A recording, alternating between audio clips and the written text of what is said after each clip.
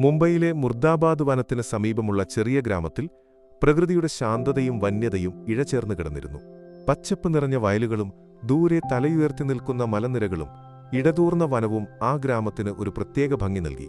വേനലവധിക്ക് നരേഷും 12 വയസ്സ്, അവന്റെ കുസൃതിക്കാരനായ അനുജൻ ഹർഷദും 8 വയസ്സ് മുത്തശ്ശിയുടെ വീട്ടിലെത്തിയതോടെ ആ ഗ്രാമവീടിന് കൂടുതൽ ജീവൻ വെച്ചു. നഗരത്തിലെ തിരക്കുകളിൽ നിന്നു മാറി ഗ്രാമത്തിലെ ശുദ്ധവായുവും കളിച്ചുവളരാനുള്ള വിശാലമായ പറമ്പും അവർക്ക് ഏറെ പ്രിയപ്പെട്ടതായിരുന്നു. നരേഷ് അല്പം ഗൗരവക്കാരനും എന്നാൽ ഹർഷദിനോട് അതിയായ സ്നേഹവും വാത്സല്യവുമുള്ള ഒരു കുട്ടിയായിരുന്നു. ഹർഷദാകട്ടെ ഒരു നിമിഷം പോലും അടങ്ങിയിരിക്കാത്ത ജ്യേഷ്ഠന്റെ പിന്നാലെ എപ്പോഴും കൂടുന്ന ഒരു കുസൃതി കൊടുക്കുകയും. മുത്തശ്ശി വയലിൽ ജോലിക്ക് പോകുമ്പോൾ അവർ പലപ്പോഴും വീടിനു ചുറ്റുമുള്ള കാട്ടുപഴങ്ങൾ പറിക്കാനിറങ്ങും. അന്നും പതിവുപോലെ മുത്തശ്ശി വയലിൽ നെൽച്ചെടികൾക്കിടയിൽ തലകുനിച്ചു നിൽക്കുമ്പോൾ നരേഷും ഹർഷദും വനത്തിന്റെ ഓരത്തുള്ള കുന്നിൻ ചെരുവിലേക്ക് നടന്നു. നരേഷേട്ടാ, ആ മരത്തിലെ ചുവന്ന പഴങ്ങൾ കണ്ടോ? നല്ല മധുരമുണ്ടാകും, ഹർഷദ് ആവേശത്തോടെ വിളിച്ചു പറഞ്ഞു. അങ്ങോട്ടു പോകേണ്ട ഹർഷദ്, മുത്തശ്ശി പറഞ്ഞിട്ടുണ്ട് കാടിന്റെ അടുത്തേക്ക് അധികം പോകരുതെന്ന്. നരേഷ് അവനെ വിലക്കി. അയ്യോ, കുറച്ചുകൂടി മുന്നോട്ടു പോയാൽ മതി. എനിക്കത് വേണം, ഹർഷദ് വാശി പിടിച്ചു. അനുജന്റെ നിർബന്ധത്തിനു വഴങ്ങി നരേഷ് പതിയെ മുന്നോട്ടു നടന്നു. പക്ഷേ അവരുടെ സന്തോഷം അധികനേരം നീണ്ടുനിന്നില്ല. പെട്ടെന്നായിരുന്നു അത്. കാടിന്റെ നിശബ്ദത ഭേദിച്ച് ഒരു വലിയ പുലി അവരുടെ നേർക്ക് ചാടി വീണു. നരേഷിന്റെ ഹൃദയം നിലച്ചുപോയതുപോലെ തോന്നി. അവന്റെ മനസ്സിൽ ഒരു നിമിഷം ഭയം തളം കെട്ടി നിന്നു. ആദ്യം നരേഷിന്റെ നേർക്കാണ് പുലി പാഞ്ഞെടുത്തത്. എന്നാൽ ഒരു നിമിഷം കൊണ്ട് നരേഷ് ഒഴിഞ്ഞുമാറി. അതോടെ പുലിയുടെ ശ്രദ്ധ ഹർഷദിലേക്ക് തിരിഞ്ഞു. അയ്യോ ഏട്ടാ, ഹർഷദ് ഭയന്നു വിറച്ച് നിലവിളിച്ചു. പുലി അവന്റെ കുഞ്ഞുകൈകളിൽ പിടിമുറുക്കി.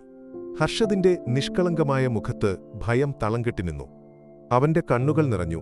വായിൽ നിന്ന് ഒരു നേർത്ത കരച്ചിൽ മാത്രം പുറത്തുവന്നു. നരേഷിന്റെ ഉള്ളിൽ ഒരു അഗ്നി ആളിക്കത്തി. ഭയത്തേക്കാൾ വലുത് അനുജനോടുള്ള സ്നേഹമായിരുന്നു. അവന്റെ കൈകൾ വിറച്ചെങ്കിലും മനസ്സ് ധീരമായി. ചുറ്റും നോക്കിയപ്പോൾ അവന്റെ കണ്ണിൽ ഒരു കല്ലും ഒരു ഉണങ്ങിയ വടിയും മുടക്കി.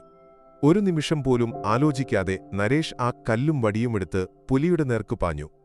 വിടന്റെ അനിയനെ, വിടാൻ, അവൻ ഉറക്കെ അലറി. പുലിയുടെ തലങ്ങും വിലങ്ങും അവൻ ആഞ്ഞടിച്ചു. ഓരോ അടിയിലും അനുജന്റെ മുഖം അവന്റെ മനസ്സിൽ തെളിഞ്ഞു.